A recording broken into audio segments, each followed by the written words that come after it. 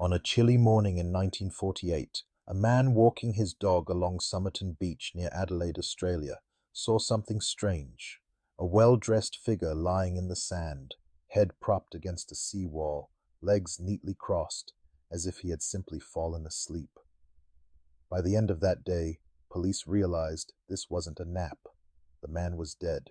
No ID, no wallet, no hat, nothing to say who he was, where he came from, or why he ended up alone on that beach. His labels had been cut from his clothes, his fingerprints matched no one, and in a hidden pocket in his trousers, detectives would later discover a single piece of paper with just two chilling words: Tamám Shud. Tonight, we're unpacking one of the most baffling mysteries in modern history, the Somerton Man case, and asking, are we finally close to the truth? This is the story of the Somerton Man, an unidentified corpse, a cryptic code, a torn page from a rare book, and a mystery that has refused to die for over 70 years. In this video, we'll move step by step, from the discovery on the sand, through the strange items in his pockets, to the code hidden in a poetry book, and the modern DNA work that may finally have put a name to his face. Along the way, we'll explore theories of espionage, romance, and murder, and what the evidence really supports. If you enjoy deep dive mysteries like this, consider subscribing and tapping the notification bell so you don't miss future investigations. And try to stay with me right to the end, because some of the most surprising developments in this case are very recent, and they completely change how we look at this once unsolvable mystery. Let's rewind to November 30th, 1948. Throughout the evening, multiple witnesses notice a man in a brown suit reclining against the seawall at Somerton Beach. Some think he's drunk, others assume he's just resting. He moves slightly, raises an arm, then lies still again. At around 6:30 the next morning, he's examined more closely, and it's clear he's dead. Police are called. The man is in his mid-40s, in good physical shape, clean-shaven, shoes polished. There are no signs of a struggle, no visible injuries. His pockets contain bus and train tickets, chewing gum, some cigarettes, a comb, and a pack of matches. No wallet, no money, nothing to name him. And one odd detail: all the labels in his clothing have been carefully removed, as if someone wanted to erase every trace of his identity before leaving him on that beach. At the morgue, things get stranger. The autopsy finds no obvious cause of death. His organs show signs consistent with poisoning, congested organs, blood in the stomach, but toxicology reports fail to identify any known poison.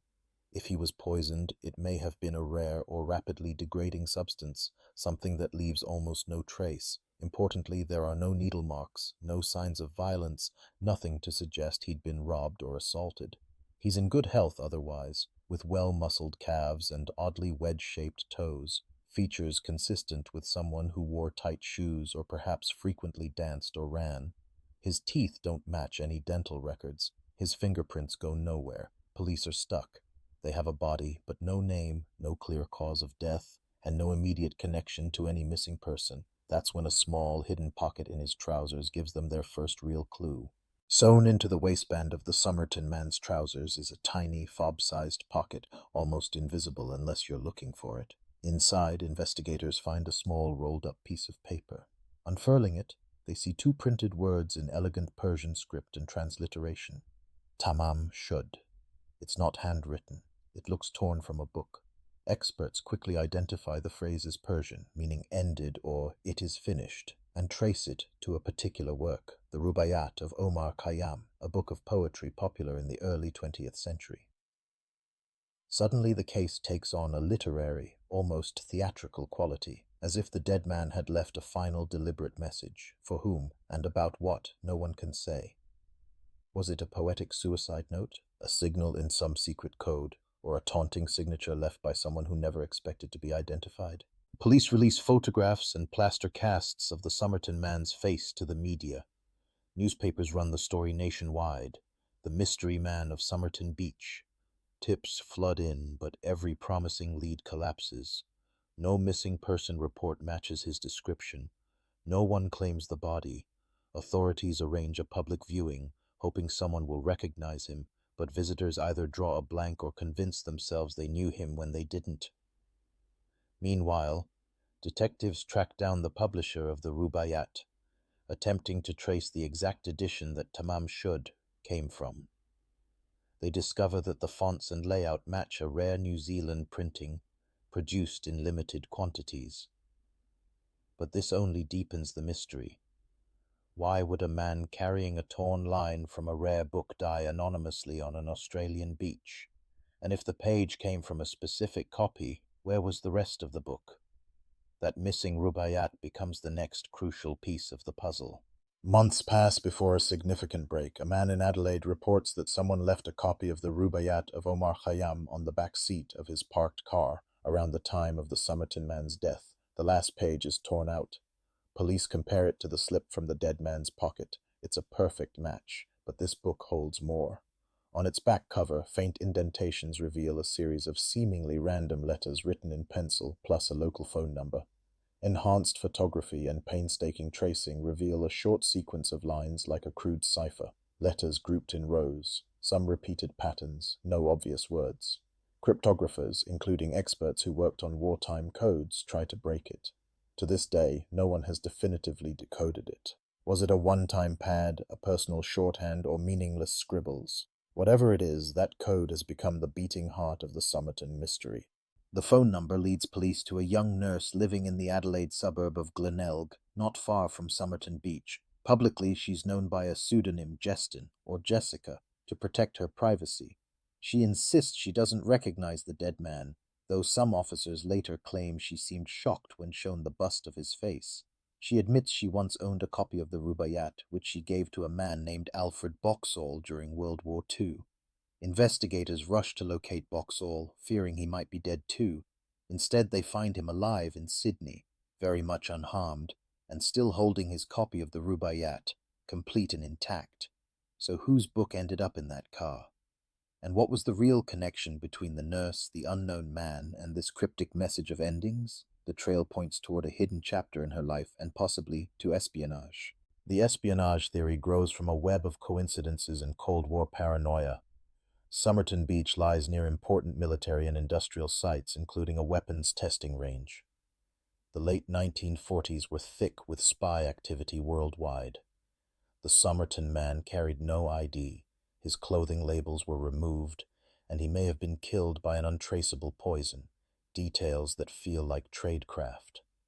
Some researchers note that the nurse had worked in a hospital during the war where intelligence personnel were treated, and that Alfred Boxall later admitted he had some involvement with wartime intelligence. The code in the Rubaiyat could, in theory, be a one-time cipher, impossible to solve without the original key. But here's the problem. Beyond suggestive circumstantial clues, there's no hard proof of espionage. No intercepted messages, no intelligence files, no official acknowledgement. It remains an alluring but unproven narrative draped over a stubbornly silent corpse. Another powerful theory is far more personal, that the Somerton Man's death was tied to love, rejection, or a hidden family.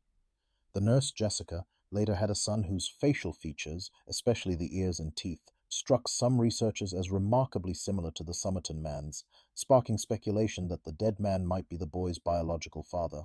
Could he have come to Adelaide to see her, been turned away, and taken his own life in despair, leaving behind the phrase, "It is finished"? Or did someone decide his presence was too dangerous and quietly remove him? This theory tries to explain the intense reaction Jessica allegedly had when shown his bust, and her lifelong reluctance to talk about the case. Yet officially, there's no confirmed romantic link, no letters, no diary entries, only tantalizing circumstantial echoes that suggest a tragic relationship buried beneath decades of silence. For decades, investigators were stuck with the same limited evidence: a body, a book, a code, and a handful of witnesses whose memories faded with time. The Somerton Man was buried in Adelaide in 1949 under a simple headstone. Here lies the unknown man who was found at Somerton Beach. Every few years, new theories would pop up. He was a dancer, a sailor, a spurned lover, a Soviet agent, but none could be conclusively proven. Amateur sleuths pored over photos of his ears, his suitcase, even the way his tie was knotted, searching for clues that professionals had missed. Despite occasional media flurries, the case gradually slid toward legend, a kind of Australian counterpart to Jack the Ripper, endlessly debated, apparently unsolvable, and haunting precisely because the victim had no name and no clear story. Then, in the 21st century, the tools changed. DNA technology and genetic genealogy, methods that helped identify the Golden State Killer and other cold case victims, offered a new way forward. After years of debate over ethics and respect for the dead, authorities finally exhumed the Somerton man's body in 2021 to extract DNA. The remains were fragile, but forensic experts managed to recover a usable profile. Independent researcher Professor Derek Abbott, who had long studied the case, collaborated with American genealogist Colleen Fitzpatrick. Using public DNA databases and painstaking family tree reconstruction, they worked backward from distant living relatives, triangulating connections from multiple lines. The process took time and careful verification, but finally, their research began to converge on a single plausible identity, someone who had never before been seriously linked to the mystery at Somerton Beach. In 2022, Abbott and Fitzpatrick publicly proposed that the Somerton man was likely Carl Charles Webb, a Melbourne-born electrical engineer and instrument maker, born in 1905. Webb's life was unremarkable on paper. A man with an interest in engineering and possibly horse racing, who separated from his wife and then largely vanished from the historical record. Genealogical matches linked his extended family to the DNA profile obtained from the Somerton man's remains. While some details, like how exactly he got to Adelaide and why he died, remain unknown, the identification offers something the case never had before: a real name, a real family tree, and a plausible reason his disappearance went unreported. Official agencies have been cautious, calling the identification highly likely but not absolutely final. Still, for many, the Somerton man is no longer a cipher, but Carl Webb, an ordinary man caught in extraordinary mystery. When you pull all the threads together, the Somerton Man case becomes a study in how mystery, myth, and science collide.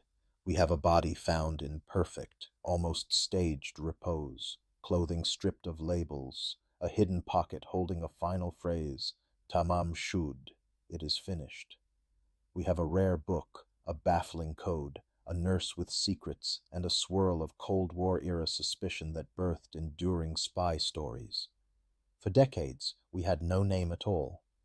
Now, genetic genealogy points strongly to Carl Webb, transforming the unknown man into someone with a birthplace, relatives, and a past.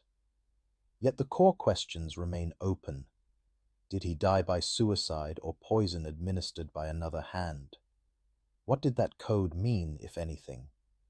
And how did a quiet engineer end up a global enigma on an Australian beach? Some mysteries get solved, others just change shape.